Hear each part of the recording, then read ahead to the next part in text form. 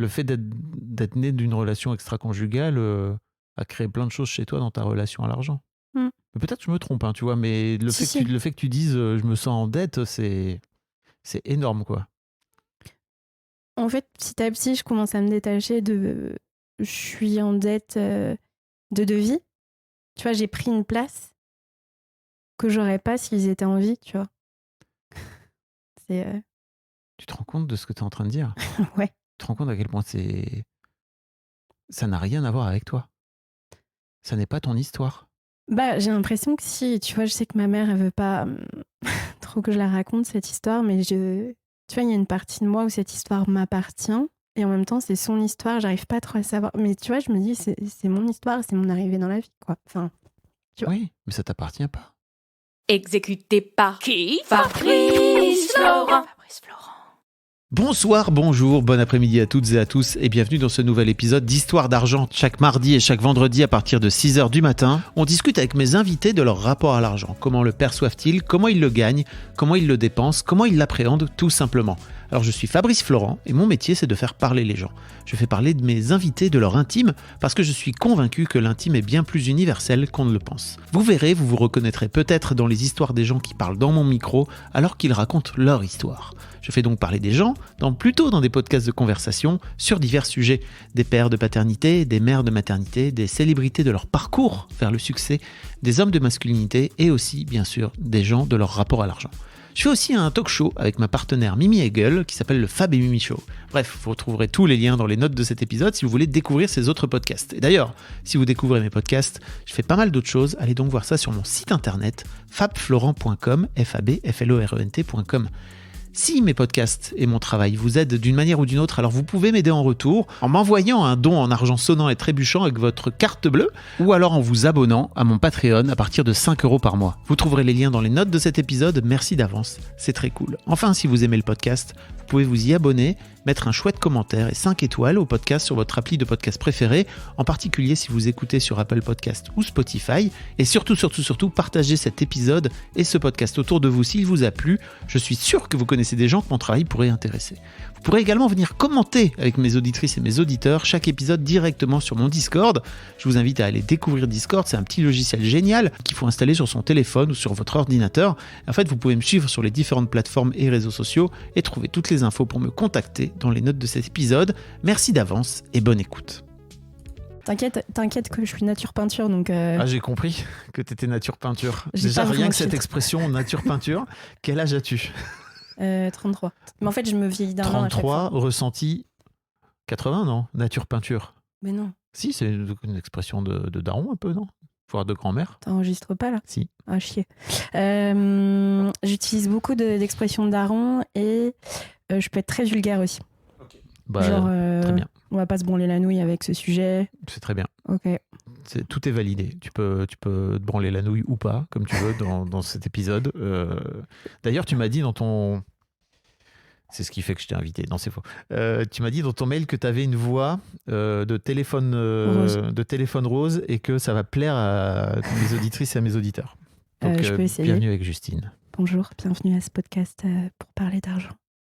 Non mais, tu vois, il y a... Attends, il y a Radio FIP et on a une ville près de là où j'habite qui s'appelle Sucé-sur-Erdre. Du coup, tu peux faire bienvenue sur FIP pour une nuit à Sucé-sur-Erdre. Nous allons parler d'argent. Voilà. Bienvenue. Merci. Tu m'as d'abord envoyé un message vocal que j'ai retrouvé Non, en 2022, j'ai oublié. en septembre 2022, donc un peu moins d'un an après la création du podcast, où tu me disais bon, bah voilà, ma relation à l'argent, nani nana, et puis en fait je vais t'envoyer un message, un mail, un de ces jours, tu me dis, peut-être dans 2 jours, peut-être dans 3 semaines, bah en vrai tu l'as envoyé plus d'1 an plus tard. J'étais pas prête. Ben voilà, tu m'as dit, moi j'ai toujours peur de t'écrire pour Histoire d'argent que tu as écrit en gros et en comics en MS. Bravo. Et t'as mis Oui. parce Oui. que t'as peur. Oui. T'as peur d'argent. Non, j'ai peur d'échanger avec toi parce que je sais pas ce qui va ressortir, parce que je peux en parler hyper facilement avec tout le monde, Ok. mais je sais pas quel est ton prisme, je sais pas où tu vas amener l'entretien. C'est toi qui le mène, hein, c'est pas moi. Oui. Ok. Enfin, après, tu réponds là où tu veux répondre. Hein. Ok. Je vais pas t'obliger à répondre. Mettre un couteau sous la gorge pour que tu répondes. Parle. J'en profite pour dire aux gens qui m'envoient des vocaux pour poser une candidature, ne m'envoyez pas de vocaux pour poser une candidature. Il y a un mail qui est sur argent@fabflorent.com. Si vous m'envoyez un vocal, je ne vais tout simplement pas l'écouter parce que je n'ai pas le temps. Sinon, si tous les gens m'envoient des vocaux, c'est très sympa d'entendre votre voix, mais j'ai trop de mails en attente. Donc envoyez-moi un mail écrit, s'il vous plaît. C'est vachement plus simple pour moi de le lire. Pardon, je fais ma petite... Auto-promo. Pas auto-promo, petite note de service, tu vois. Et puis c'est mon podcast, après tout, je fais ce que je veux, hein, tu vois.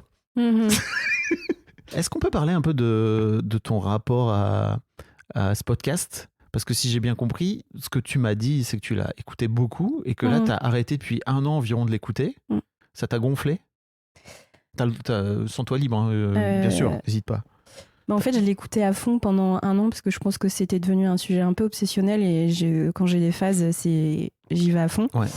C'était même le podcast que j'ai le plus écouté en 2022. Toutes mes félicitations. Merci. Est-ce que tu écoutais plusieurs fois les épisodes ? Quand même pas. Non. Non, je sais plus, peut-être, parce que ça remonte. Mais en fait, au bout d'un moment, je pense que ça m'a rendu un peu dingo et je pense que je commençais à avoir beaucoup de colère par rapport à ce sujet-là. J'avais pas envie de me cramer là-dedans et j'ai arrêté. On peut parler de cette colère ? Oui. Est-ce qu'on va l'appeler la colère féministe ? Appelle-la comme tu veux.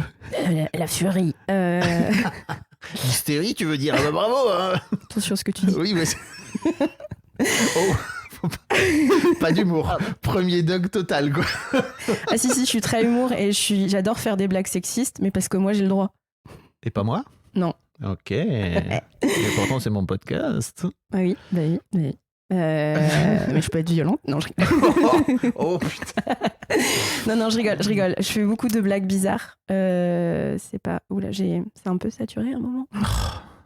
T'occupes pas de la production de ce podcast. Raconte-moi ton histoire. Ok. Merci. Alors oui, il faut savoir une dernière chose, c'est que si je peux prendre la première voie de détournement, je fais beaucoup de blagues pour détourner et louvoyer. T'inquiète pas. Je fais beaucoup ça. Je vais pas te... Lâcher. Enfin... Sans jamais t'obliger à quoi que ce soit, encore une fois, je veux pas te foutre le couteau sous la gorge, mais si tu fais des blagues, je te dirais là, tu te rends compte que tu es en train de faire une blague. Ouais, ou que tu évites la question. Pourquoi il y a de la colère ? Déjà parce que je suis sortie d'une relation assez complexe en septembre où l'argent était un sujet assez compliqué avec mon ex-conjoint. Une grosse source de stress. Je pense qu'il y avait ce côté un peu obsessionnel où je commençais aussi à ruminer et aussi avec ma casquette on va dire de féministe j'étais... Attends, excuse-moi, mais ruminer sur l'argent, tu veux dire ? Ok. En fait, j'étais en grande difficulté financière début 2023. Mon ex-conjoint a dû me prêter de l'argent. Donc à un moment, j'avais besoin de penser à autre chose, sachant que c'était la première chose à laquelle je pensais quand je me levais et la dernière quand je me couchais. Parce que j'étais hyper précaire. Y a ça. Et aussi, en tant que féministe, j'ai commencé à voir toutes les notions de privilège et de potentielle situation de domination. Je suis entourée de ça dans ma famille, dans ma propre histoire, donc c'était un peu chaud, quoi. De violence économique, voilà. Et puis après, j'ai basculé sur autre chose. Je suis partie en manif contre la réforme des retraites. J'ai bouffé de la lacrymo. C'était merveilleux. Ouais, je pense que... T'as déplacé ta colère de sujet, c'est ça ? Ouais. Ok. Voilà. Tu es toujours en colère là par rapport à l'argent ou dans quel état d'esprit tu viens là C'est pas clair, c'est très ambivalent. Je suis pas quelqu'un qui est dans la demi-mesure, je suis les deux polarités, genre à fond, genre c'est un sujet hyper important, je vais en parler, je vais être hyper cash, et de l'autre côté, j'en peux plus, c'est un sujet qui m'énerve, qui me met en colère, qui peut être obsessionnel, qui chez moi est maladif, parce que je pourrais en reparler, mais j'ai un trouble psy, et une des manières, enfin, il y a plein de choses qui peuvent se manifester dans ce trouble psy, mais moi, ça se manifeste par rapport à l'argent. Je suis surendettée parce que j'ai payé mes études 35 000 balles et je rembourse encore mon prêt. À 33 ans, alors. À 33 ans, mais normalement, j'aurais dû finir de payer en 2022. Ok. J'ai refait un prêt et ça s'est fini en Banque de France. On va en parler. Ouais. Et donc, tu me disais que tu peux être obsessionnel, que t'as... En fait, soit tu es en mode obsessionnel, en mode ok, c'est le sujet machin, et de l'autre côté, il y a quoi ? Une extrême anxiété permanente. Ok. Et c'est pas une anxiété, parce que je trouve ça hyper intéressant quand j'entends parler de... Tu sais, tu parles des millionnaires qui ont peur de manquer, etc. Moi, j'ai peur d'avoir de l'argent. Je suis hyper à l'aise quand j'ai 0 € sur mon compte. Non, mais littéralement. Genre, je suis pas dans le négatif, mais j'ai pas d'argent à dépenser. C'est la situation la plus merveilleuse et la plus merdique possible pour moi, parce que c'est précaire. Je suis très souvent à découvert, alors que j'ai plus le droit. Parce que quand t'as un dossier Banque de France, t'as pas le droit à un découvert normalement, mais c'est un ancien compte en banque. C'est aussi pour ça que je veux pas dire mon prénom, parce que voilà. Et puis, il y a plein de fois où juste je me suis retrouvée dans la merde, tu vois, même à la fin de 2023, après ma séparation, financièrement, j'ai mangé grâce à une de mes colocs. J'ai demandé un panier alimentaire, des bons alimentaires en décembre, donc c'est tout récent à la ville où je réside. Et à un moment, vraiment, c'est le truc qui m'a marqué, c'est... Bon, je fais mes courses à la Biocoop, j'avoue, parce que je veux bien manger, mais aussi une histoire derrière ça. Mais je devais choisir entre un paquet de pâtes et une tablette de chocolat. J'en étais là, tu vois. Et j'étais vraiment au jour le jour, à la facture, à la semaine, et c'était ça, sinon je pouvais pas me payer à bouffer, et c'était vraiment dur. Et en fait, quand tu te réveilles tous les jours en te disant « Putain, je sais pas comment je vais y arriver », c'est... t'as pas de place pour autre chose. Voilà. Et d'un autre côté, tu dis que t'es jamais autant à l'aise que quand t'as 0 €. Donc il y a un peu... que se passe-t-il dans ta tête? Parce que t'as l'air... T'en es très consciente, pour le coup. Ouais. Bah, je veux me débarrasser du sujet. Quand j'ai pas d'argent, j'ai rien à dépenser, donc c'est pas un problème. Tu vois, si j'avais pas d'autorisation de découvert, je pense que ce serait plus simple. Tu vois, une fois que j'ai plus rien à dépenser, j'y pense plus. Là-dessus. Et en fait, je pense que j'aime distribuer mon argent. Okay. Tu le donnes? Ouais, non. C'est plus que j'ai... Il y a plein de gens qui ont cette espèce de maladie toquée, c'est d'acheter plein de livres. J'en achète 1 milliard, je peux en acheter 2, 3 par semaine dans la librairie café où je vais tout le temps, que j'adore. Et ça peut coûter, je sais pas, 30, 40, 50 balles. Ça va vite. Et je les lis pas. Et en fait, ce qui est drôle, c'est que ces livres, quand je regarde depuis des années, c'est symptomatique de tout ce que j'ai vécu. Donc, il y a un moment, j'étais dans une phase New Age ou développement personnel. Avant, j'étais au début... Donc, t'as acheté plein de livres, c'est ça? Là-dessus. Okay. Ouais. Avant ça, j'étais sur la phase freelance, développer son activité. Donc, j'ai eu plein de bouquins là-dessus. Maintenant, c'est beaucoup plus autour du féminisme. Là, je me suis séparée. Donc, c'était beaucoup plus autour de... les relations amoureuses, j'ai même acheté Sortir de l'hétérosexualité, enfin tu vois, le génie lesbien, enfin tous les bouquins comme ça en mode c'est bon les mecs, c'est fini. Sauf que en fait c'est trop hyper mental et j'ai fait non en fait lâche l'affaire. Et du coup une fois que j'ai acheté les bouquins, en fait il y a un truc un peu anxiogène de non c'est bon, le jour où j'aurai envie de les lire je les lirai. Et du coup là de l'autre jour je suis allée voir les copines de la librairie et je leur ai dit bah écoutez il y a plein de bouquins que je veux pas lire, je vous les rends et puis vous les donnerez aux assos. Mais s'il y en a pour 300 balles, il y en a pour 300 balles, je vais pas me faire chier à les revendre. Et pareil, j'ai plein d'affaires où j'en veux plus, je les donne. Je m'en fous. J'ai pas envie de me battre pour 20 €, quoi. Et pourtant, tu t'en aurais besoin de ces 20 €. Grave. Ok. Tordu. Non, alors, tordu, c'est jugeant, tu vois. Donc, je suis pas du tout dans le jugement. C'est juste, j'essaie de comprendre un petit peu ce qui se passe dessous, quoi. Tu vois, c'est que tu pourrais récupérer de l'argent, peut-être tu dis 20 balles ou 300 balles, ce qui, à mon avis, 300 balles te change la vie aujourd'hui. En tout cas, te change ton quotidien, quoi. Mais tu préfères les donner. Ouais. Parce que si tu as 300 balles sur ton compte en banque en plus, qu'est-ce qui se passe? Je sais que potentiellement, je pourrais les dépenser et j'ai peur de ça. J'ai peur de me dire je vais tout dépenser d'un coup. Et en fait, la seule chose qui me cadre et qui me régule, c'est le moment où je peux plus dépenser. Tu vois, là, j'ai ma carte bleue. En fait, j'ai une autorisation de paiement par carte bleue qui est pas, j'allais dire qui est pas élevée, mais il y a peut-être qu'il y en a que ça va faire hurler, mais c'est 500 € par mois. Sauf que t'achètes un billet de train, t'as une dépense exceptionnelle, qui m'arrive un peu tous les mois. Mais tu vois, là, je me suis acheté, dès que j'ai eu de l'argent, là, j'ai eu une super mission freelance. J'ai eu de l'argent et là j'ai fait c'est bon, j'en peux plus d'avoir la même paire de choses depuis 2 ans, 3 ans, qui va avec rien, qui me tient plus les pieds. Donc je me suis acheté des Doc Martens, donc de 100 balles. Qui te flingue les pieds, donc qui me flingue. T'es arrivé, t'as dit putain, j'ai les pieds en sang. Avec lesquels faut pas faire de rando. C'est pas adapté. Hein. Bah, j'ai marché, je pense, 8 km hier matin. Avec des docks neuves. Avec des docks neufs, non, grosse intelligence. Du coup, j'ai perdu le fil, ça m'arrive souvent. Non, mais donc, oui, tu disais que t'as récupéré de l'argent avec une mission et que t'as acheté des docks. J'ai acheté des docks et du coup, ouais, quand ça coûte 200 balles et que ta carte bleue, tu peux payer que 500 balles avec, bah, ça va très vite. Donc tous les mois, parce que comme j'ai un dossier Banque de France, je peux pas avoir une autorisation d'augmentation de plafond de carte bleue au-delà d'un mois. Tous les mois, j'appelle mon banquier pour faire coucou.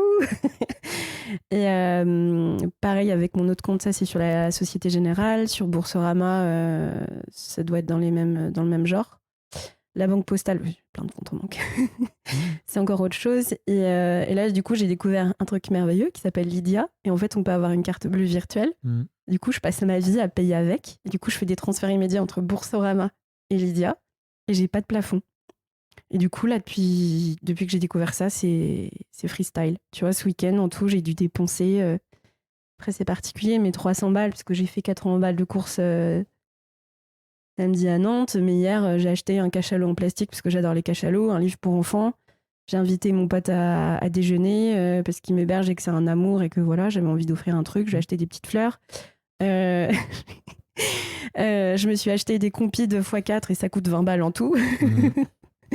Et en fait, pareil aussi, j'ai donné 50 balles à ma cousine parce que son père vient de décéder, il était endetté, elle doit payer les obsèques, enfin tu vois. Mais j'étais en mode, vas-y, t'as de l'argent, même si j'en ai pas un milliard, là je suis à découvert, mais j'ai fait, vas-y, on s'en fout.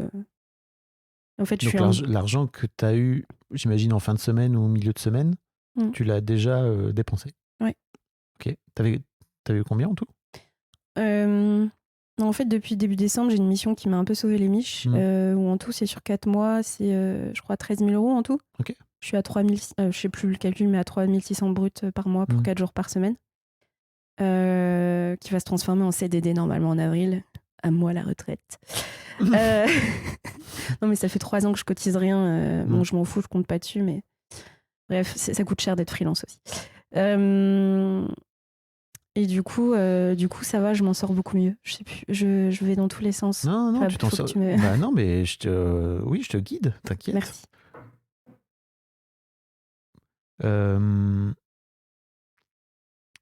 En fait, ce qui m'intéresse, c'est, en gros, cet argent-là, t'es à la fois contente de l'avoir, il te rentre sur ton compte en banque, mais j'ai l'impression que, en gros, tu le dépenses aussitôt que tu l'as, quoi. Ouais. Qu'est-ce que tu vas chercher, qu'est-ce que tu achètes quand tu dépenses cet argent?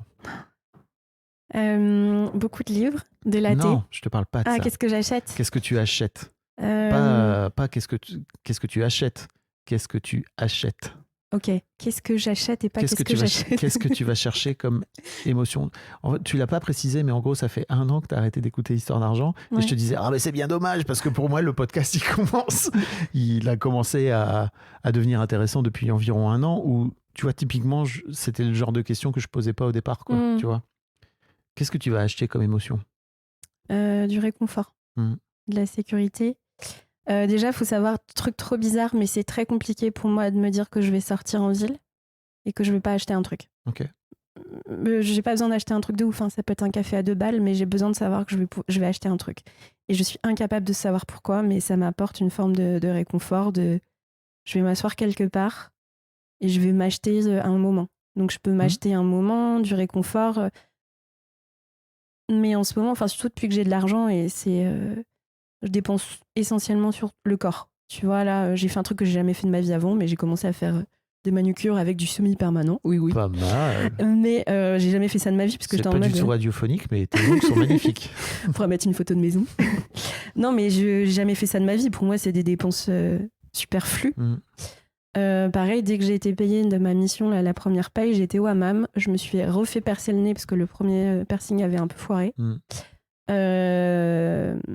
J'ai fait mes manucures, enfin mes trucs, et je vais dans des endroits qui sont cool, tu vois. Je vais pas dans des trucs one shot dans un centre commercial pour me faire les ongles, et c'est que par le corps. Ça va être des cafés, ça va être des moments avec voilà.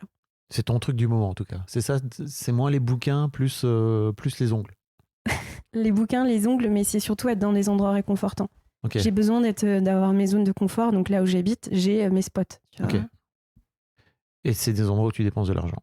Ouais. Est-ce que tu as en tête que tu pourrais aller dans des endroits, je sais pas si c'est ton envie, hein, je te pose la question, que tu vis à Nantes, il y a plein de super spots à Nantes, des parcs, des machins où tu pourrais juste te poser le cul et entre guillemets t'acheter un moment trop bien sans dépenser de l'argent, voire même avec un des nombreux livres que tu as acheté et que tu lis pas, quoi.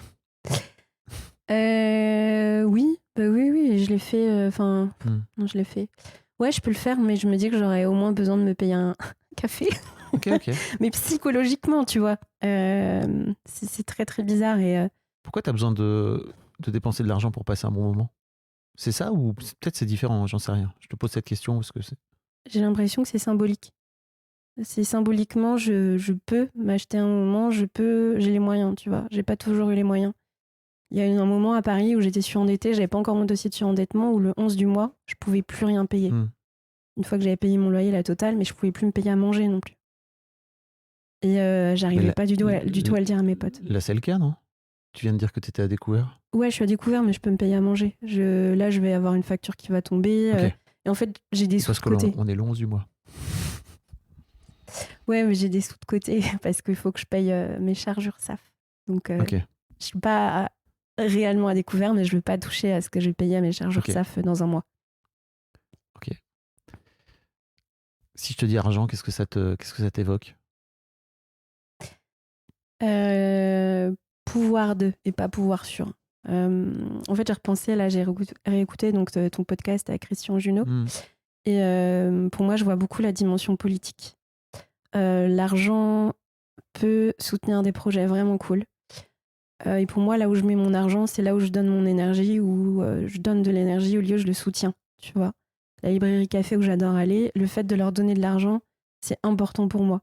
Là où je me fais faire les ongles, c'est dans un salon de beauté à côté de chez moi, c'est plus cher, tu vois, c'est 35 € la manucure plus ça, là, le vernis. Mais c'est important pour moi de leur donner de l'argent. C'est un business local, elles sont vraiment trop chouettes. Et pareil aussi, je suis très sensible sur les questions les sujets de transition sociale, sociétale, écologique. Et je sais que l'argent, le fait d'être à découvert, tu vois, c'est presque un acte militant parce que du coup, tu donnes pas de l'argent à la banque qui va pas investir dans des industries pétrochimiques et tout ça. C'est que en termes de bilan carbone, si tu as de la thune dans une banque dégueulasse, genre BNP Paribas ou Société Générale, typiquement, tu peux avoir un impact carbone vraiment dégueulasse. Donc, une des manières les plus rapides de diminuer... Non, mais c'est vrai.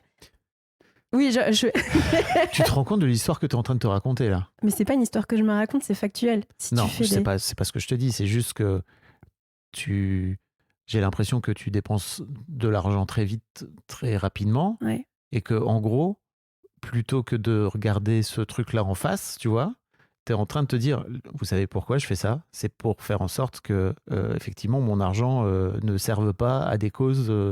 Mais t'es... Waouh!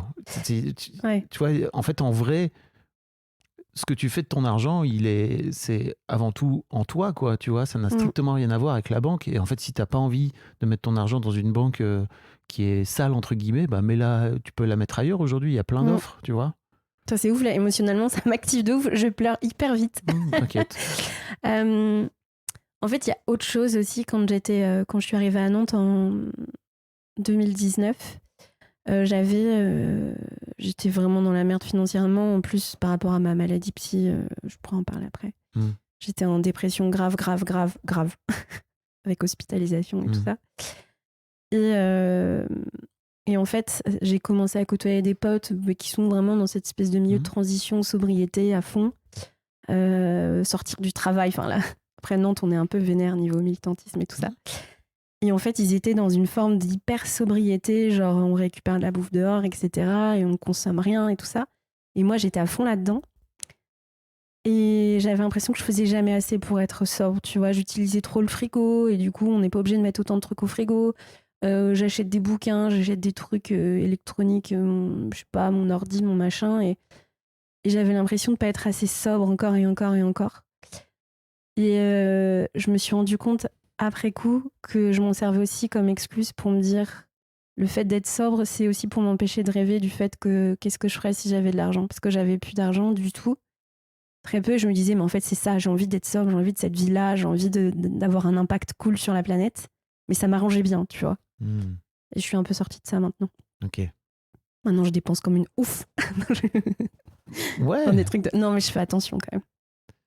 Ok. Donc, en gros, t'avais trouvé une façon qui te convenait bien de ne pas régler ton problème avec l'argent, quoi. En tout cas, ta relation à l'argent qui est pleine d'émotions et plein de trucs. Ouais. J'ai un truc vraiment pareil qui m'est venu plus tard. Enfin, c'est une réflexion quand même assez récente parce que j'avais pas de place pour réfléchir à ça tant que j'étais encore dans ma relation précédente. C'était que pour moi, ne pas avoir d'argent m'empêchait de rêver parce que je m'autorisais pas à me rêver. Tu vois, je pouvais pas me payer des vacances. Je me dis, c'est bon, je suis freelance, je travaille comme je veux, donc c'est cool, j'ai pas besoin de vacances. Tu vois, je me racontais plein d'histoires comme ça. Non, bah c'est bon, je vais pas me payer un resto, je suis pas très resto, et voilà, parce que c'est bon, j'ai pas besoin. On se fait à bouffer, à emporter dans un tupperware, on va au bord d'une rivière, je sais pas quoi, de la Loire, et puis c'est cool. En fait, je me racontais plein d'histoires comme ça, c'est cool en fait. Sauf que là, depuis que j'ai été payée, depuis que j'ai ma mission à nouveau, je me suis rendu compte que il y a beaucoup de choses que je m'empêchais juste de penser, tu vois. Enfin, là, je suis allée voir ma meilleure pote qui était de passage en France, qui habite à Vancouver, mais qui est revenue dans le sud de la France. On était à Uzès, là, c'était trop cool. Mais avant, je me serais jamais permise de faire ça, ou en tout cas, je me serais dit, putain, je suis en train de vraiment me foutre dans la merde, quoi. Je peux pas me permettre de faire ça. Et là, maintenant, je me dis, meuf, t'as le droit. T'as le droit de faire ça, parce que t'as de l'argent, t'as le droit d'en faire ce que tu veux, c'est ton argent. Mais ça fait pas longtemps que je pense comme ça. Quand t'es endetté, quand tu dois de l'argent à la banque, pendant des années, pour moi, c'était jamais vraiment mon argent. Tu vois, c'est-à-dire que tu fais rentrer de l'argent, mais il va ressortir, et t'achètes même pas un appart, rien, c'est du vent, tu vas le rembourser dans le vent, donc... Ouais. Voilà, enfin bref, là je suis partie sur un autre. Non, mais on va en reparler de ton endettement et t'étais un peu dans un cercle vicieux, quoi. Ouais. On peut parler de ton premier souvenir lié à l'argent ? Ouais, celui-là il est cool. Ouais. J'en ai 2. Mon beau-père vient de l'île de Watt, c'est en face de Belle-Île-en-Mer, c'est la plus belle île du monde. Il paraît que c'est magnifique. C'est canon, faut que tu y ailles, c'est ouf. En fait, t'as 3 îles, bref, Edic, Watt, bon, je pourrais en parler pendant des heures aussi. Et du coup, ils ont une maison de famille, puisqu'il a grandi là depuis qu'il est tout petit. Et en fait, j'y vais depuis que je suis toute petite avec ma mère, qui m'emmenait là, qui travaillait comme une ouf. À l'époque, on habitait à Paris quand j'étais toute petite, mère célibataire. Et en fait, depuis toute petite, je vais vraiment, ça fait 33 ans que j'y vais. Et nous, en fait, ce qu'on faisait, les enfants, on ramassait des coquillages, on les coloriait et on les vendait sur le bord de la route. Enfin, la route, il n'y a pas de route à Watt, il n'y a pas de voiture. Oui. Et après, on avait des sous. Et après, on allait direct à la boulangerie et on achetait des bonbons. Des bons becs. Et on dépensait tout. Et vraiment, sentiment de ouf. Tu vois, tu fais un truc de ouf. Tu joues à l'adulte. Tu joues à l'épicerie. Mais t'as vraiment la possibilité de t'acheter des bonbons. Et j'en ai une deuxième. C'est mon argent de poche. C'était quoi, 10 francs par semaine quand on était encore en francs. Et j'avais 8, 9, 10 ans et je passais mon temps à la librairie Maison de la Presse, le village où j'habitais. Et je pouvais rester 1 heure à regarder les bouquins avant d'acheter le bon bouquin, littéralement. Et pareil, ça c'était un truc, genre ça avait vachement de valeur pour moi. Je dépensais l'argent que j'avais, mais c'était genre un truc hyper réfléchi. Là où j'ai l'impression que t'as un peu laissé ça de côté maintenant et que t'es plus dans un truc de spontanéité, quoi. Ouais, j'ai envie d'un truc, je le fais. Le pire, c'est que j'y pense, je vais le faire là. En ce moment, je me suis mise lyonnais il y a pas longtemps en mode ouais, c'est cool. En plus, j'ai plein de cheveux blancs, donc ça me fait des effets colorés. T'as l'impression que j'ai fait une couleur de ouf chez le coiffeur, alors que ça m'a coûté 11 balles. Et là, maintenant, je me suis mise en tête que je veux vraiment être rousse. Donc là, j'ai écrit à mon coiffeur que je kiffe trop. Et je lui ai dit, on va faire un devis. Je suis sûre que ça va me coûter 130 balles, tu vois, ça coûte hyper cher. Et je me suis mise ça en tête et je sais que je vais le faire. C'est même pas la peine d'essayer de me raisonner, j'ai décidé, c'est bon. Ok.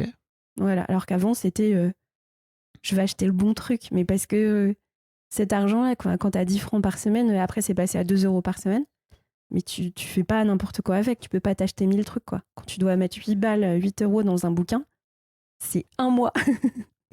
C'est 1 mois d'économie. Ok. Voilà. Et aujourd'hui, c'est plus dur d'économiser pour toi ? T'arrives pas à économiser ? J'y arrive pas encore, mais en fait, le fait d'être enfin bien payé en mission freelance, donc 3600 euros par mois pour les 4 jours. Je sais plus si je l'avais dit. Ouais. Du coup, ça me fait quoi? Je sais plus. 2000... Oui, c'est ça, c'est 3600 brut. En brut, donc ça doit faire 2009. Faut enlever 20%, c'est ça? Ouais, 23,5 avec les impôts. Je suis au taquet sur les chiffres. Bien, Comme je suis en libéral, 2009, et du coup, je mets juste l'argent de côté là déjà du prélèvement.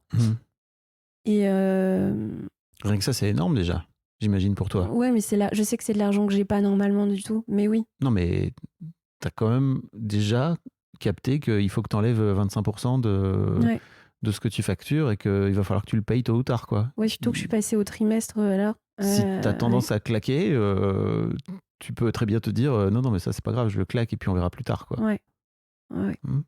Et là, j'essaye. Et là, en fait, c'est trop drôle parce que juste avant de te rejoindre, j'étais dans un café à côté de chez toi et j'ai fait mes comptes. Okay. En fait, non, j'ai fait l'état des lieux de mes dettes. Et du coup, j'ai écrit à ma mère parce que je lui dois de la thune, genre ouais, je vais recommencer à te payer dès que j'ai mon CDD. Normalement, c'est avril. Mais du coup, ça sera sûrement à partir de début juin quand j'aurai eu ma deuxième paye. Et puis, je pense te donner ça par mois. Et puis, j'ai calculé, tiens, sur 4-5 ans, si je prends mes dettes globales, ça fait combien par mois? Ça fait 741 € et quelques. Enfin, tu vois, j'étais en mode, tu sais, presque, j'ai fait mes devoirs, mais pas vraiment pour ce podcast. Je sais que j'ai besoin d'un... j'ai le mot en anglais, c'est incentive, d'un truc qui me... Oui, d'un but ou de... Ouais. Oui. Mais très, très sur le moment. Ouais. Un truc qui me motive, et là, du coup, je te là, bah ouais, c'est super facile. Alors, parce que tu venais faire ce podcast, tu t'es dit, ok, c'est le moment de mettre tout à plat. Okay, d'être clair, je me suis dit, je vais lui donner les bons chiffres, tu vois. Mais pas en mode bon élève, genre je vais me faire taper sur les doigts, c'est genre, bah non, faut au moins que j'ai les bons chiffres. Non, oui, Tu vas pas vérifier. Je tape sur... Alors oui, c'est vraiment ton histoire. Ouais. J'aimerais bien qu'on parle de tes parents, de l'éducation que tu as reçue autour de l'argent. C'est-à-dire aucune. Bah ok, mais si, forcément, tu as reçu une relation à l'argent. C'est-à-dire que tu as reçu des petites phrases, tu as reçu des peurs, tu as reçu peut-être des histoires qui ne te concernent pas, tu vois. Ouais. Qu'est-ce que tes parents font dans la vie? Alors, c'est particulier. Mon père est anesthésiste réanimateur. Il n'a jamais été présent dans ma vie et il n'a pas donné une thune. Mais c'était un deal avec ma mère, je pourrais l'expliquer après. Ma mère est sage-femme. Donc, c'est la première...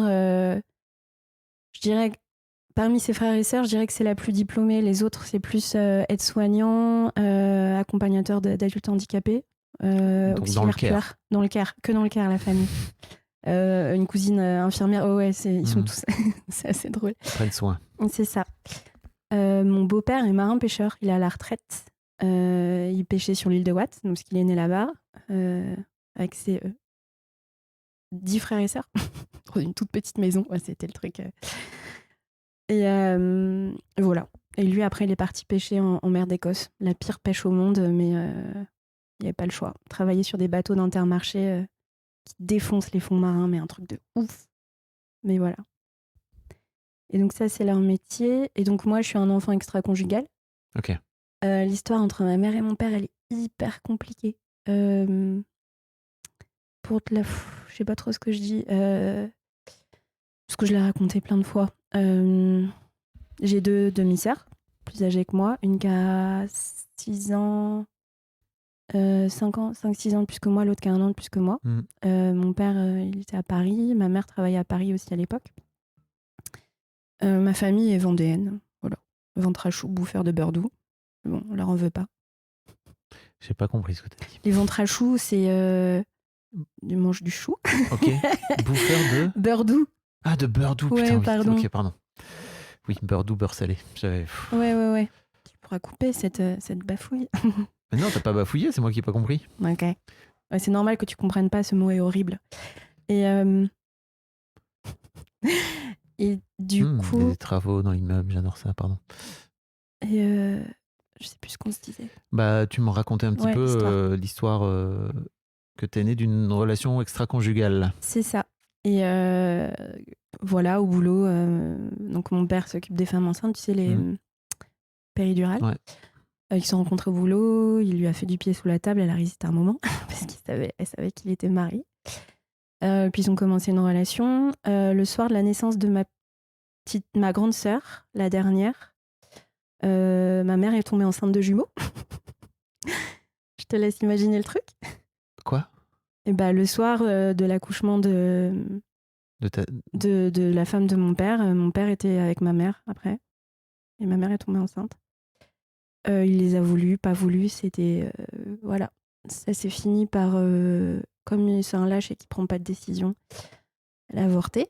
Ça s'est très mal vécu. Elle a fait un truc... voilà. On appelle ça un saut de l'ange. Je sais pas ce que c'est. Sauter du 5e étage. D'un immeuble. Et, qui a fait ça, pardon? Pardon, ma mère. Après avoir avorté, c'était trop dur et elle a sauté. Parce qu'elle a fait une tentative de suicide, quoi. Et elle est morte? Bah non, elle est vivante. Oui, elle est toujours vivante. C'est pour ça que je t'avoue que j'étais... Non, elle est vivante. Elle a sauté du 5e étage et elle en est... Elle est passée à travers le toit d'un garage. Et voilà, elle était toute maigre. Elle avait plus de règles. Les médecins lui ont dit, on pense que vous aurez plus d'enfants. Enfin, c'est pas possible, quoi. Et en fait, avec mon père, ils ont recommencé à se voir. Donc ça, c'était en juin. Ils ont recommencé à se voir et ils ont recommencé à avoir des relations sexuelles. Ils utilisaient du spermicide. Enfin bref. Ma mère est tombée enceinte en octobre. Et là, elle lui a demandé si c'était OK de me garder.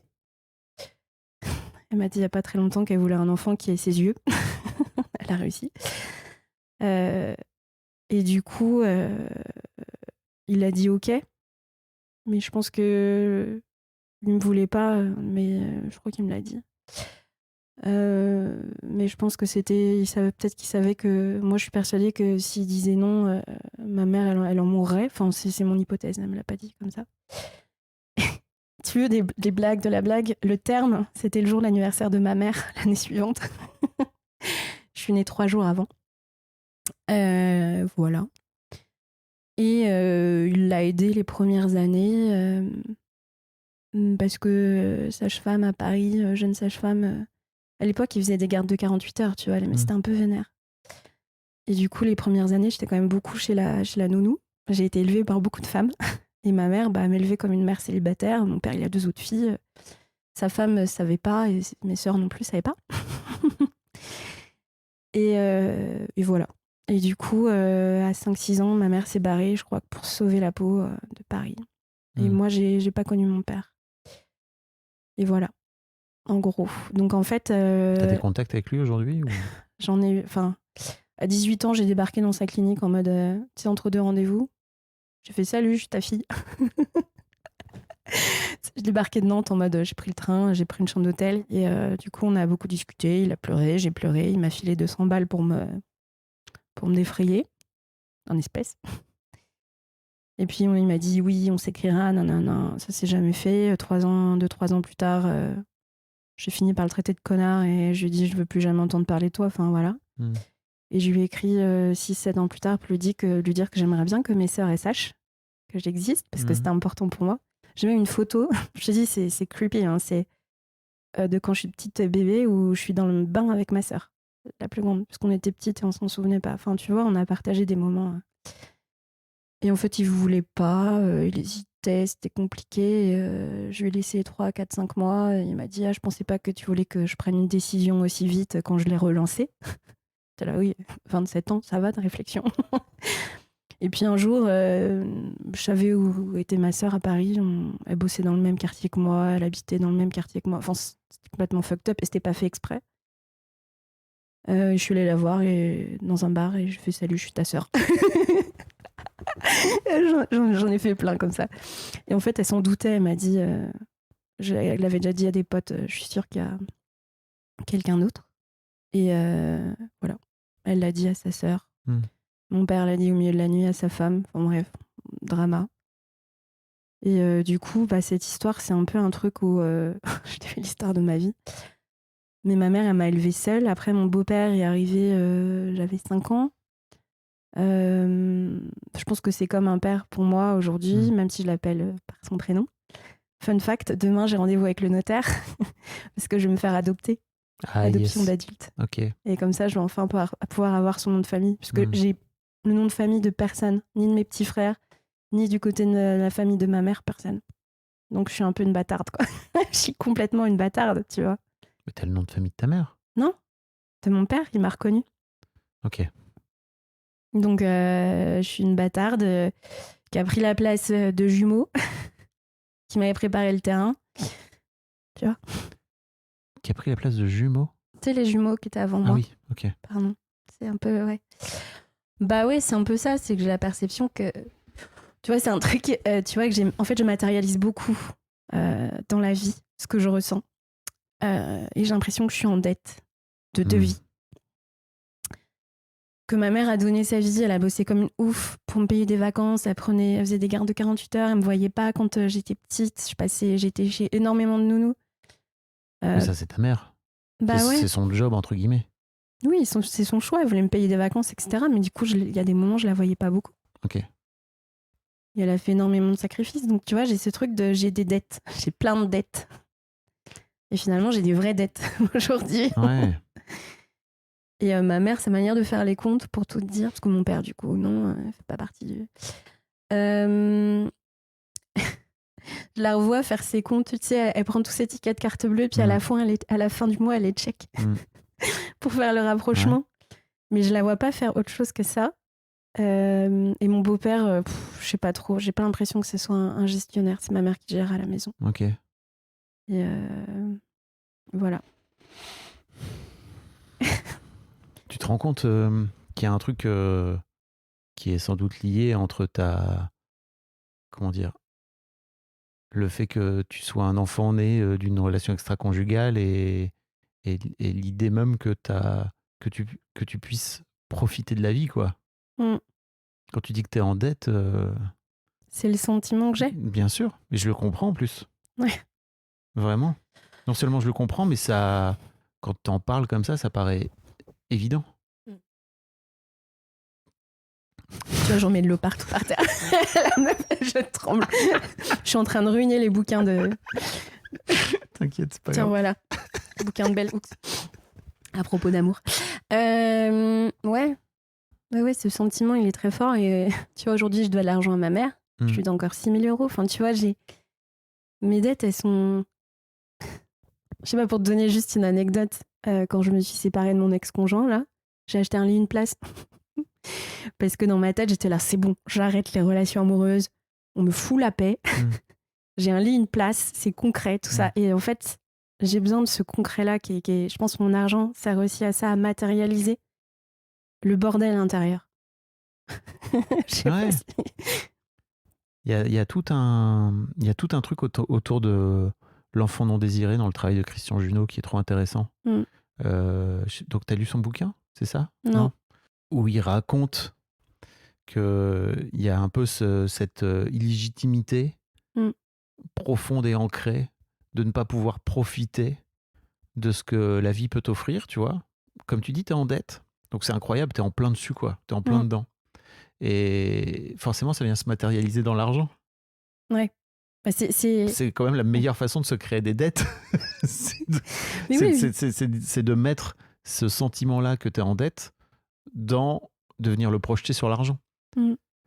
Parce que je crois que si t'écoutais le podcast, s'il y a bien un truc que tu as dû piger, c'est que l'argent, c'est juste un moyen de transaction, en fait, à la base. Hein. Oui, c'est dans les airs, enfin, c'est complètement et que nous, on décide, en tant qu'humain, de venir mettre des émotions dessus, parce que justement, pour moi, c'est un mur blanc, quoi. Tu vois, tu viens projeter ce que t'as envie dessus, quoi.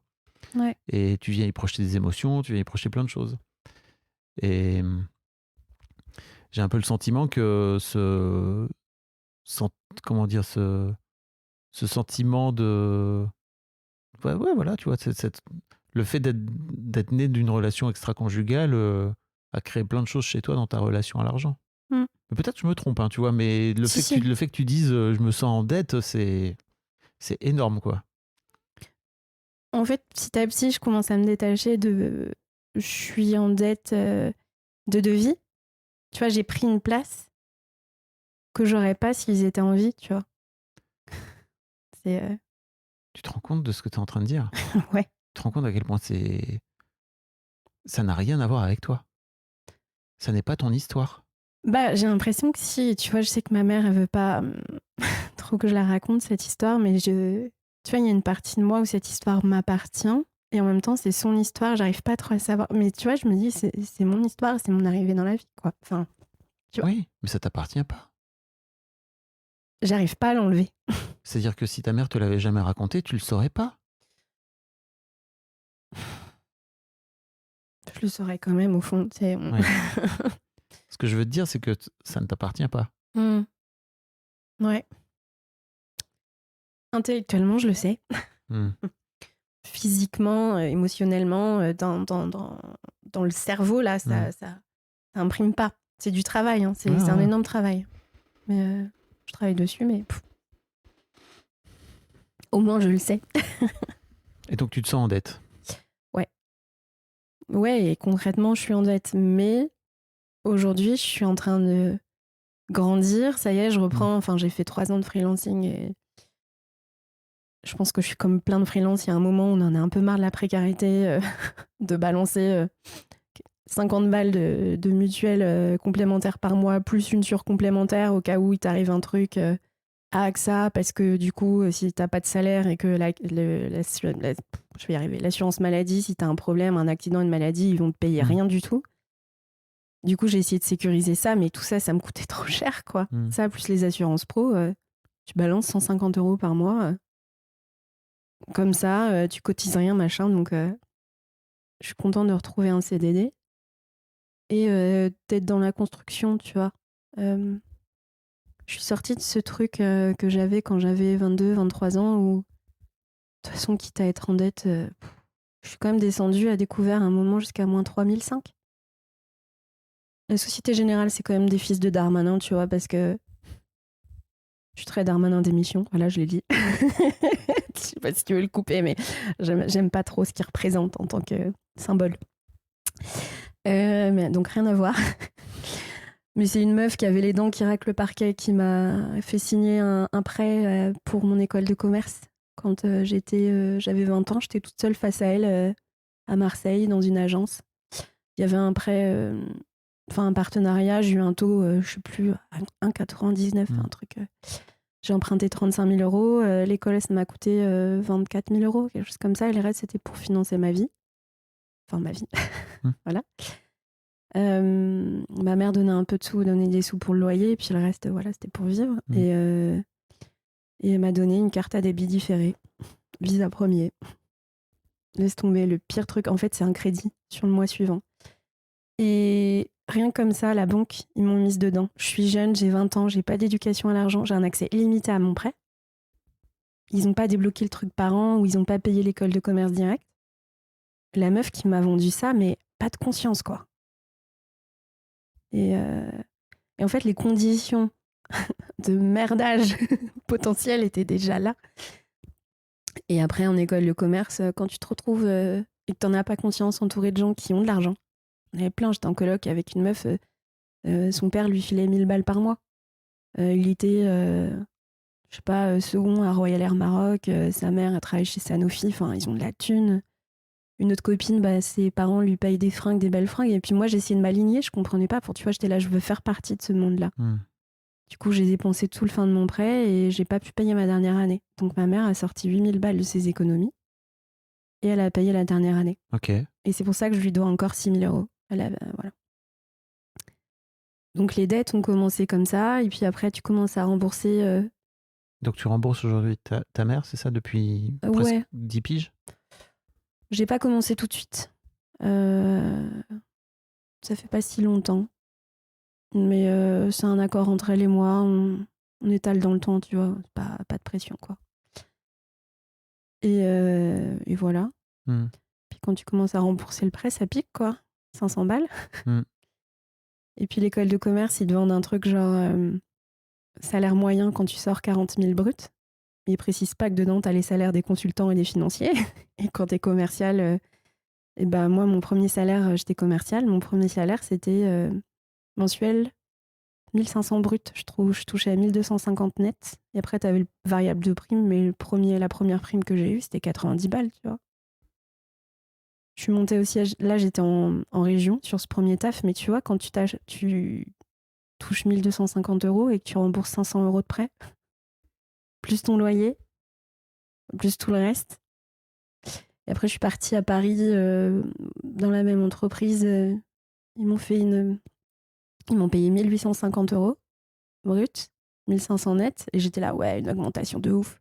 Responsabilité en plus 1000 fois. Plus de thunes pour manger le midi comme t'as quand t'es commercial. Plus de voiture. Tu commences à être imposé sur la voiture. Je me suis fait niquer, mais de ouf. Je savais pas négocier. Et ça a commencé comme ça. T'arrives à Paris, loyer à 725 balles. Fun fact, dans la même coloc que Florian que t'as interviewé, qui aime pas se faire, qui a du mal à se faire Payer des restos par sa meuf. On était dans la même coloc avec Léra. Improbable. C'est un vieux, pour le coup, c'est un épisode du début du podcast, quoi, Florian. Ouais. Il est très cool. Et du coup, c'était les débuts. Et puis après, c'est un engrenage, en fait. Le surendettement, il y a un super gars qui s'appelle... Enfin, je sais plus son nom, mais il s'appelle Eureka. Heurek. Et il a fait une vidéo sur le surendettement et j'ai les yeux... Enfin, je culpabilisais vachement, tu vois. J'ai l'impression d'être une profiteuse, d'être une incapable. La meuf, elle a les bac+5. Elle s'est alignée les chiffres sur un tableur Excel. Elle a la tête bien faite, donc elle est censée gérer, tu vois. Et en fait, non. J'ai découvert le mécanisme du surendettement et c'est hyper intéressant. Et puis, ça n'a rien à voir avec le fait de savoir aligner des chiffres. Oui, mais... C'est de l'émotion. On en parlait juste avant. Oui, mais dans ma tête, je suis censée savoir gérer. J'ai accompagné quelqu'un qui est genre une énorme tronche du marketing, tu vois, qui passe sa vie, qui fait des stats, qui passe sa vie dans les tableaux Excel. Et en fait, elle me disait, dès que ça devient de l'argent, c'est-à-dire que c'est plus des chiffres, mais c'est juste des sous, elle dit, je vois flou. Je disais, bah, ok. Je disais, mais pourquoi ? Parce qu'en fait, elle mettait une telle dose émotionnelle sur l'argent que elle avait la tronche bien faite, elle était capable de comprendre les tableaux, quoi, tu vois, sans aucun problème. C'est juste que l'argent, ça la voyait flou. Et moi, ce qui est marrant, c'est que j'ai déjà géré des budgets avec mes différents tafs. Le deuxième taf que j'ai eu, c'était un budget de 850 000 €. Là, je sais plus, mais ça va être gérer un budget pareil dans les mêmes montants. Même 2-3 fois plus, je sais plus. J'ai pas commencé sur ce truc-là. Les tableaux Excel, j'adore. J'adore Excel et PowerPoint, passion dans ma vie. Et j'ai pas de problème émotionnel à gérer ça. Hyper facile, mais d'une facilité déconcertante. Mais quand tu me mets moi face à ma relation à l'argent personnel, là c'est fini, il n'y a plus personne. Mais pour le coup, non, je vois pas flou quand je vois des chiffres, je vois des maths. Mais je te dis pas qu'elle voyait flou quand elle voyait des chiffres. Elle voyait flou quand c'était de l'argent. Quand c'était un tableau Excel avec de l'argent dedans. Donc c'était les mêmes chiffres, sauf que c'était des euros à la place de, je sais pas, tu vois, autre chose. Il fallait qu'elle enlève le petit signe euro, tu sais. Mais peu importe, c'est qu'en fait, c'était un budget. Ouais. Donc dans sa tête, c'était complexe, quoi. Tu vois la différence ? Et là, c'est un peu différent parce que là, c'est pas ton argent. C'est l'argent de l'entreprise ou c'est l'argent de ton budget, enfin peu importe. C'est pas ton argent perso, quoi. Et pourtant, tu vois, là, j'ai à cœur de bien gérer le truc. Là, tu vas y arriver en plus sans aucun problème. Ah ouais, mais facile. Oui, facile. Mais c'est pas ton argent. Ouais, j'adore. C'est comme si tu joues, au marchand. Ouais. Et bah, si ça t'intéresse, comment tu pourrais faire pour faire en sorte de jouer au marchand avec ton argent à toi ? Qu'est-ce qui t'en empêche ? Il est où le gap ? L'anxiété. C'est hyper anxiogène de voir... C'est vrai que je l'ai pas précisé du coup, mais je pense que c'est important de le dire. C'est que j'ai un trouble bipolaire de type 2. Donc, je fais pas des psychoses, des trucs où je perds pied avec la réalité. Mais je peux passer de... Maintenant, ça va mieux, j'ai un traitement, je suis stabilisée, mais je le sais depuis fin 2022, tu vois, ça fait pas longtemps. Et en fait, je peux passer... J'ai des changements d'humeur. T'as des phases, des phases hautes et... Et ce qui est marrant, c'est que ma phase down, c'est entre mai et juillet. Mai, la naissance de ma grande sœur, et juillet, mon anniversaire, tu vois. Et après, ça passe. Et le moment où ma mère était vraiment dans le dur. Mais là, je sais, ça fait des années. Et j'ai aussi un trouble de la cyclothymie, c'est de l'humeur, mais plutôt la journée. Dans la journée ou dans la semaine. Ce qui fait que je peux passer d'un état de je suis la pire des merdes, je suis même pas bonne à faire une liste de courses, à en fait, je suis à une poignée de main d'Obama, et si je veux le rencontrer, je le fais. Mais littéralement. Du coup, D'un moment sur l'autre, quoi. D'une heure sur l'autre ou ça peut. au sein de la journée. Ouais. Ça peut. Il suffit que j'ai un espèce de moment d'hyper joie où j'absorbe vraiment l'énergie. Et là, mais je peux devenir une meuf de ouf où je suis convaincue que je suis la meilleure du monde. Et après, je peux passer à mais t'es une énorme merde. C'est insup. Et du coup, l'argent, en fait, une des manifestations possibles de la bipolarité, c'est que tu peux avoir des troubles d'addiction. L'argent, le jeu, le sexe, les principaux, la drogue. Moi, c'est l'argent. En fait, j'ai une grande impulsivité potentielle. J'aime prendre des décisions rapidement. Tu vois, j'ai entendu, je me rappelle Christian Junot, là, hier un matin, c'était... Il y en a qui peuvent passer des heures à trouver le bon produit, économiser le truc. Moi, je suis là, j'ai trouvé le bon produit, je l'achète. Enfin, je m'en bats les couilles des frais, des machins, de la meilleure version. Enfin, j'ai pas que ça à foutre, quoi. Et voilà. Je sais plus où j'allais. Tu parlais de ta bipolarité. Ouais, bipolarité, du coup, oui. Oui, du coup, ça impacte aussi ma relation à l'argent, l'anxiété. J'ai un trouble anxieux, du coup, lié à ça, c'est-à-dire que quand je suis en phase anxieuse, je peux tourner en rond, c'est pas la peine de me demander quoi que ce soit. J'arrive plus à me concentrer, je peux pas faire ce qui me génère de l'anxiété. Je peux pas m'en occuper. Du coup, me confronter à l'argent, je peux l'utiliser finalement pour mon bien-être. C'est aussi ça. La raison pour laquelle je dépense depuis que j'ai de l'argent, là récemment, tout dans le corps. Je dis le hammam, le truc, les manucures, tout ça. C'est aussi pour me faire du bien, pour me soigner. J'ai besoin de ça. Mais pareil, le coiffeur, les machins. Mais voilà, c'est très impulsif. Et je sais qu'une partie de ça est liée à la bipolarité. Mais c'est un symptôme, tu vois. Oui, c'est pas. Il y a une origine qui n'est pas à la bipolarité. La bipolarité, c'est juste un trouble de l'humeur. C'est juste une. Disons que tu viens mettre sur l'argent, à un moment donné, en tout cas, ça vient accentuer peut-être les émotions que tu vas mettre sur l'argent. Ouais. C'est ça. Ce que j'aime bien quand tu parles de bipolarité, c'est tu baisses ou tu augmentes à fond le potard. Tu vois, t'éteins complètement ou tu mets beaucoup trop à fond et tu te défonces les oreilles. Bah, c'est pareil. Et on parle du trouble du spectre bipolaire. Voilà, c'est pour ça. C'est comme le trouble du spectre autistique. Il y a plein de manières de. Voilà. Ok. Je trouvais ça important de le dire. Oui, bien sûr, parce que ça fait sans doute partie aussi des. J'imagine quand tu es dans des phases hautes, tu as envie de tout acheter, quoi. Est-ce que. Ou alors, c'est différent, c'est-à-dire que quand tu vas pas bien, tu vas plutôt aller compenser. Les deux, en fait. Ouais. Quand je vais pas bien, je vais essayer de me réconforter dans des lieux où je me sens bien. Mais c'est vraiment des lieux, c'est des moments. Enfin, et quand je vais bien, j'ai plein de projets, plein d'idées. Enfin, franchement, ça ne s'arrête pas. C'est impossible pour moi de m'emmerder. Tu vois, j'ai 1 milliard d'idées à la minute. Du coup, j'aurais toujours des trucs potentiellement à dépenser, tu vois. Pour des projets, pour me former, pour construire des trucs. J'adore construire des trucs. Ok. Construire des trucs.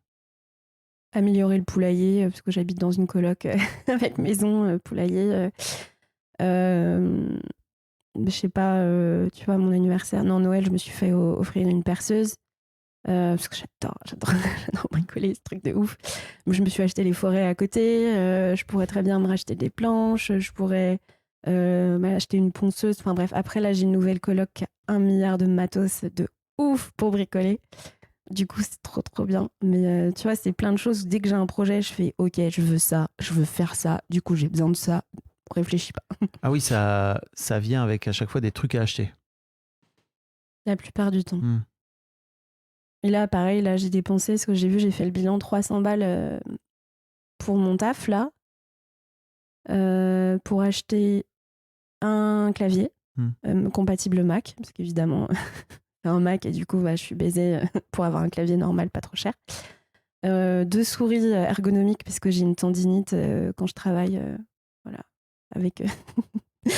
un écran de confidentialité parce que j'ai réussi à négocier un bureau là où, sur le campus là où je taffe à Nantes, et enfin plein de petits trucs comme ça, mais je le paye parce que j'ai pas de contrat et que je suis freelance et que je me fais niquer la gueule, quoi.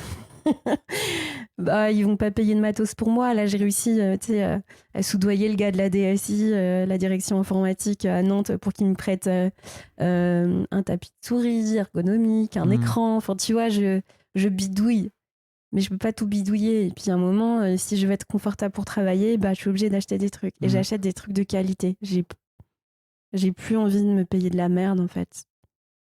Je bouffe Enfin, j'enchaîne sur plein d'autres trucs, mais tu vois, par exemple, je mange à la Biocoop. J'ai 2 de mes ex qui me disaient non, mais enfin, tu te rends pas compte, tu te permets d'acheter de la bouffe. On n'a pas forcément 1 milliard de thunes, on peut aller à Super U, Leclerc. Mais ouais, mais quand t'as bouffé chez Netto et chez Leader Price quand t'étais petite, où tu vois les gens, tu vois le milieu, quand tu vas acheter tes fringues chez Sympa, qui est une espèce de boutique qui fait des marques dégriffées, mais de vêtements qui sont pas forcément ouf, mais qui font le taf, hein, mais voilà. Je peux te dire qu'après, t'as plus hyper envie. Enfin, moi, j'ai plus hyper envie de continuer d'y aller, quoi. J'ai pas envie d'aller chez Aldi aujourd'hui. J'ai 33 ans, j'ai pas envie de me faire chier à faire des économies parce que le paquet de pâtes, il est 3 fois moins cher, tant pis. Voilà. Ok. Non, mais t'as raison. Qu'est-ce qui... Comment tu peux faire pour rêver, alors? Bah déjà, quand tu...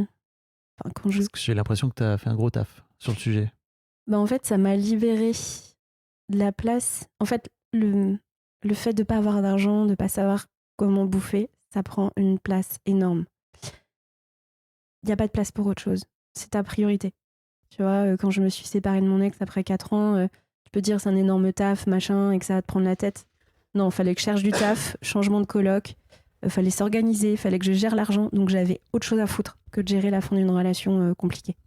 Donc j'étais l'argent, la bouffe, point barre, le taf. On pense pas à autre chose. Et en fait, une fois que tu as l'argent, tu peux penser à autre chose que tes besoins de base. Payer ton loyer, bouffer, etc. Et j'ai vraiment cette phrase où je me suis dit, il faudrait que je la dise dans le podcast, c'est être pauvre, ça coûte cher. Ça coûte cher parce que ça coûte du temps. Quand tu prends du temps pour aller optimiser au centime près la bouffe, pour aller chercher des aides, pour aller remplir tes dossiers de la CAF, et si tu n'as pas accès au numérique, laisse tomber. Enfin, voilà. En fait, ce dont j'ai l'impression aussi, c'est qu'il y a un truc en toi aussi qui va faire en sorte d'aller vers la pauvreté, ou qui faisait en sorte peut-être d'y aller. Parce que tu disais que c'était confortable pour toi. Oui. Donc il y a un truc un peu ambivalent, parce que bon, tu es intelligente, tu as fait une école de commerce, en gros, tu as vraiment tous les outils aujourd'hui pour pouvoir te dire, ok, il y a moyen que j'aille chercher plus d'argent, quoi. Et comme tu le disais, il y a un truc qui t'empêchait de rêver, ou tu t'empêchais de rêver. Déjà, je m'empêche moins de gagner de l'argent, mais déjà, il y a 2 trucs. Déjà, dans ma famille, ils sont tous dans le Caire, et ça paye pas. De ouf. Ça bute le corps, ça paye pas de ouf. Je suis la première à avoir fait un bac plus 5. Okay. Les autres, c'était tous un bac plus 2, 3. Mes petits frères, j'ai 2 petits frères, je l'ai pas dit, que j'aime d'amour, qui ont 20 et 23, il y en a un qui est en licence 1, parce qu'il a retapé, non, licence 2. Et l'autre, il est en train de préparer potentiellement une thèse, il a donc bac plus 5. Et ouais, déjà, je suis dans les premières, et du coup, j'ai ce truc un peu de s'éloigner de sa famille. Déjà que j'ai pas le même nom de famille, que ma mère est celle qui s'est éloignée le plus de la famille, qu'elle est en Bretagne, alors que la famille est en Vendée, mais toute la famille est restée dans le même coin, littéralement. Il y a ça. Ma mère... Donc là, c'est de la distance géographique, mais toi, tu dis que tu es en train de mettre de la distance sociale aussi. Oui, c'est ça. Et en fait, je pensais à Annie Ernaux. Je sais plus si c'est elle qui dit ça. Cette expression qui est très forte, c'est être traître à sa race. Et j'ai une énorme ambivalence par rapport à ça. Il y a juste un autre truc, c'est que ma mère, elle est à 80% maintenant dans son taf. Bon, elle vient d'avoir 60 ans, donc voilà, mais elle a moins travaillé pour s'occuper de mes petits frères aussi. Je pense qu'elle n'a pas voulu vivre la même chose qu'avec moi. Et ça, je le comprends totalement. Pas de jalousie ou quoi, enfin, il n'y a pas de tabou. Mais elle doit gagner, je sais pas, 2000, 2200 net, enfin, un boulot de ouf. Et moi, de me dire que passer mes journées à faire des tableaux Excel de merde et des PowerPoint, je fais pas que ça, hein. Clairement, j'adore mon taf, parce que Non, Ok, ça t'a mal commencé. non, mais en fait, J'adore mon taf, mais je fais des tableaux Excel de merde. mais non, mais j'organise des expériences pédagogiques avec des étudiants, Mhm. j'enseigne l'esprit critique, je fais la coordination, enfin, je fais plein de trucs. Oui, il y a du sens dans ton Il y a taf. vachement de sens et je Mhm. kiffe. Je kiffe vraiment ce que je fais. Mais ça te rapporte plus d'argent que ta mère. Tout à fait. Et quand tu dis que tu peux te branler la tête, les neurones, une journée entière sur un tableur Excel, que pendant ce temps-là, ta mère, et faire en sorte que des gens puissent donner la vie en toute sécurité, me dire que je gagne plus d'argent qu'elle pour faire des trucs où, en gros, Mhm. j'arrête de bosser, il va rien se passer. C'est dur. Là, ça va mieux, mais ça commence, mais c'est... Si tu as écouté le podcast, j'imagine qu'on a parlé un peu de déloyauté. Mais oui, mais c'est de la déloyauté. Voilà. En tout cas, c'est de la loyauté à ta mère. Ouais. C'est-à-dire qu'à un moment donné, de te rendre compte que tu peux. En fait, ta mère a choisi cette voie-là parce que c'est ta mère, tu vois. Et Mm. que, effectivement, tu as le droit, toi, de gagner plus d'argent. Mm. Et de gagner beaucoup plus d'argent si tu le souhaites. Et ça te rendra pas moins loyal ou moins. Ou, comment dire, ou traître Ouais. à ta mère, quoi. Traître à ma race. Traître à mon sang. C'est incroyable. Mais il y a un autre truc très, très ambivalent, c'est que j'ai fait une école de commerce. Bon, après, j'étais bonne à l'école. J'ai eu mon bac mention très bien, économique et sociale. Du coup, la suite logique, prépa, 2 ans de Mhm. prépa, concours, école de commerce. J'ai fait une école de commerce parce que je voulais pas galérer dans ma vie comme ma mère. Résultat, comme ma mère, j'ai une dette. Comme ma mère, je galère. On appelle ça de la loyauté, ouais. Ouais, de ouf. Et, Tu te rends compte de ça? mais oui, je le sais. Et j'ai voulu rejoindre un monde, faire partie d'un monde où il gagne énormément d'argent. Énormément. Pour pas me prendre la tête, pour que ça soit plus un sujet. Mhm. Et j'ai pris l'ascenseur social aussi. J'ai accumulé un capital social,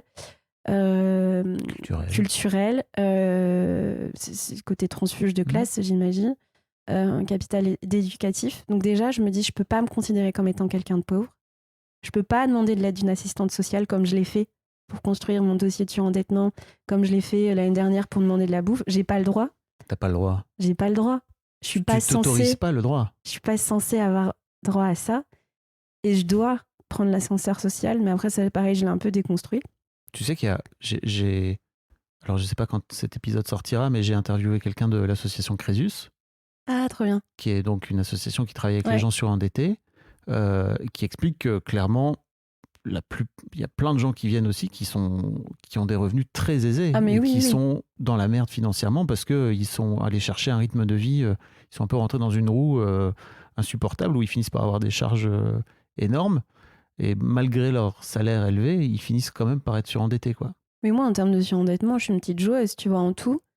Petite joueuse en termes de surendettement, parce que j'ai 17 000 de dettes à la Banque de France, 6 000 à ma mère, encore 1 200 à mon ex. L'URSSAF, est-ce qu'on peut dire que je leur dois de l'argent? Oui et non, parce qu'il y a une partie que j'ai pas déclarée, parce que c'était ça où je mangeais pas l'année dernière. Et je sais que ça peut me mettre en danger. Et après, je suis pas le genre de... Enfin, tu vois, je suis pas spécialement intéressante à contrôler. Je suis pas un gros client, je fais pas des gros chiffres d'affaires. Je fais 17 000 de chiffre d'affaires l'année dernière, quoi. C'est pas... Et 35 000 l'année d'avant, enfin, tu vois. Mais je crois que je leur dois 2004. Ok. Mais je leur dois symboliquement, c'est-à-dire qu'ils sont pas au courant. Mais tu vois, du coup, en termes de dette, je monte à quoi? À 24, 25 000? Et quand je pense aux gens qui sont en surendettement, il y en a c'est 1000 fois pire. J'ai pas de crédit à la consommation, j'ai pas... Quoique, il faut savoir que le découvert, c'est un crédit à la conso. Ça coûte extrêmement cher. Mais voilà, donc ça pourrait être pire. En fait, à chaque fois, je me dis, ma situation pourrait être pire. Je reste une personne privilégiée, je suis une femme blanche, cis, hétéro, avec un capital culturel, social, j'ai du réseau, je connais des gens avec un... Je connais des gens. Mais ça n'a strictement rien à voir avec ta relation à l'argent. C'est un voile, une bonne excuse. Exactement. Ouais. Mais ouais, c'est pour ça que ma relation à l'argent, je trouve que j'aime bien dire qu'elle est bipolaire, quoi. C'est fucked up, quoi. C'est d'un côté, j'ai une conscience très acérée de tout ce qui se passe, de tout ce qui se joue. Et de l'autre, je me noie complètement dedans, quoi. C'est... Oui, mais pour moi, c'est parce qu'à un moment donné, tu viens y coller des émotions qui n'ont pas lieu d'être. Ouais. Si tu fais en sorte de, je crois, de regarder ces émotions quand elles viennent, de les regarder en face et de te dire, ok, est-ce que c'est vrai ou pas? Est-ce qu'il y a comment dire, est-ce que c'est tangible ou pas? Est-ce que cette anxiété, elle est tangible là aujourd'hui, tu vois? Mm. Ou alors c'est juste, je suis en train de me faire un petit film dans la tête toute seule, tu vois? Ce qui est souvent le cas. C'est une salle de cinéma dans ma tête. Ouais, normal, franchement. Euh, Peut-être tu peux réussir à faire baisser un peu la pression de cette émotion-là, quoi. Mm. Ça commence. Je dis, Et une fois que tu as plus cette préoccupation de comment je vais bouffer, tu te rends compte, enfin, ça m'a fait un choc. Quand j'ai reçu ma première facture, c'était 4320, je crois. mais tu sais, ça n'a rien à voir avec le fait que comment tu vas bouffer ou pas, parce qu'en fait, je sais que tu as toutes les ressources pour arrêter d'avoir ce truc de comment je vais bouffer. Ouais. Tu le sais. Mais déjà, j'ai plus Tu ça. t'es foutu toi-même dans cette merde, tu le racontes. C'est qu'en fait, c'est vachement plus simple pour toi d'être à zéro. C'est tellement plus simple. Ouais, mais pas. Puisque ça te fout Ouais. dans un état dans lequel que tu es en train de décrire là. Je te dis, c'est hyper ambivalent, Ouais. quoi. Je comprends. Mais C'est vachement plus simple de pas avoir d'argent que d'avoir de l'argent. Cet argent, je sais pas ce que tu mets derrière, mais il est lourd. Il pèse. Il prend de la place. Il prend de la place. Je prends de la place. Je pense que c'est aussi pour ça que je dépense de l'argent quand je suis dehors. Je prends de la place. Je m'assois, je prends de la place. Je prends une table. Ah ouais. Il y a un peu de ça. Mais Ouais. tu l'as ta place. Compliqué. Je te le dis, tu l'as. Non, tu dis non, mais je te le dis parce que t'es là. Regarde. Ouais, je suis avachée T'existes. sur le canapé. Non, mais t'existes. Mm. Tu la mérites ta place. Je trouve ça marrant, cette notion de mérite. C'est pas... Je sais pas. Je suis pas Bah à oui. l'aise, mais ouais. Bah oui, je sais bien que t'es pas à l'aise. Tu viens d'une relation extra-conjugale, donc forcément t'as pas la sensation de mériter quoi que ce soit. Bah ouais. Même l'héritage, je m'en branle. Mon père, je sais pas ce qu'il y aura. Il y aura peut-être rien. En fait, je me Mais battrai dis pas, je jamais m'en pour des branle. choses comme ça. Dis pas là aujourd'hui je m'en branle, tu vois, tu sais pas ce qui se passera. Oui, je sais. Et puis t'as la relation que t'as aujourd'hui à l'argent, et en fait, quand ton père mourra, ça aura sans doute évolué. Mais en tout cas, t'auras bossé dessus. Ouais. J'ai envie de me débarrasser de cette histoire avec mon père. Je vais dire un truc horrible, mais j'ai envie qu'il meure, pas parce que je lui souhaite du mal, mais parce que je veux que cette histoire-là, elle soit finie. Je l'aime, hein, au fond, alors que ce mec n'a pas fait partie de ma vie, que le deal entre lui et ma mère, c'est ok, tu gardes cet enfant, mais je donne pas d'argent. Ma mère, elle a dit ok. Mais ça n'a rien à voir avec toi. Mais ouais, mais tu vois, encore une fois, j'ai une forme de loyauté, tu vois, là, le fait de partager ça dans le podcast, ma mère m'a dit, je veux pas que tu racontes cette histoire. Enfin, elle veut pas que mes petits frères soient au courant. Et je comprends, en fait. Mais donc, je suis déjà dans une forme de déloyauté. Mais pourquoi ?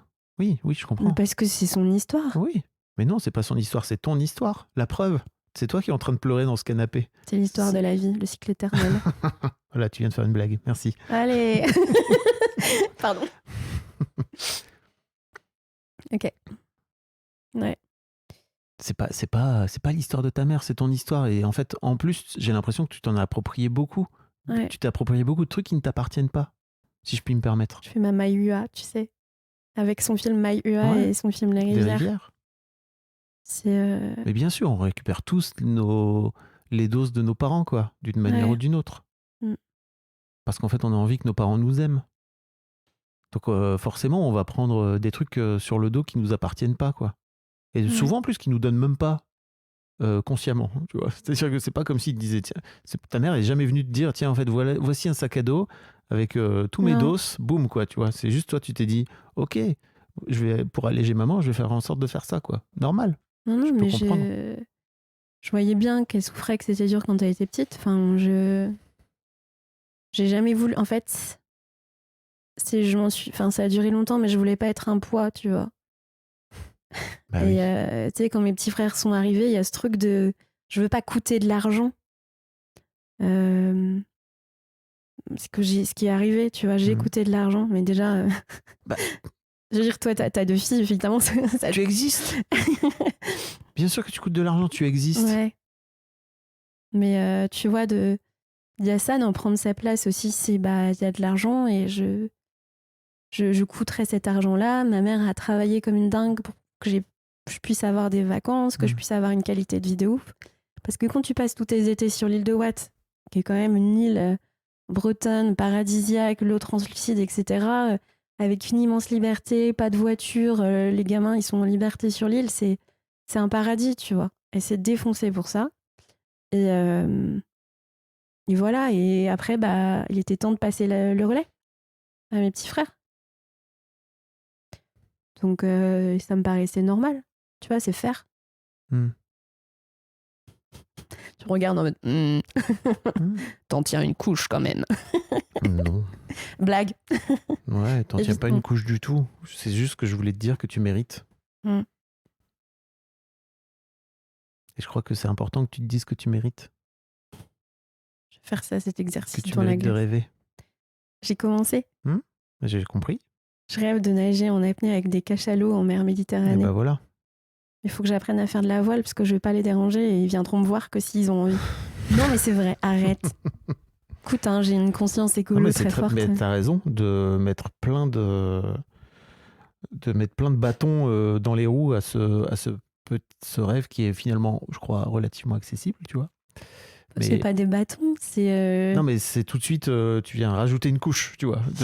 D'abord, il faut que j'apprenne à faire de la voile pour pouvoir aller faire ce truc. Alors qu'il y a vraiment des façons plus simples d'accéder à ce rêve. Tu vas dans la mer et tu nages. Voilà. Non, mais de l'apnée aussi, parce que je veux...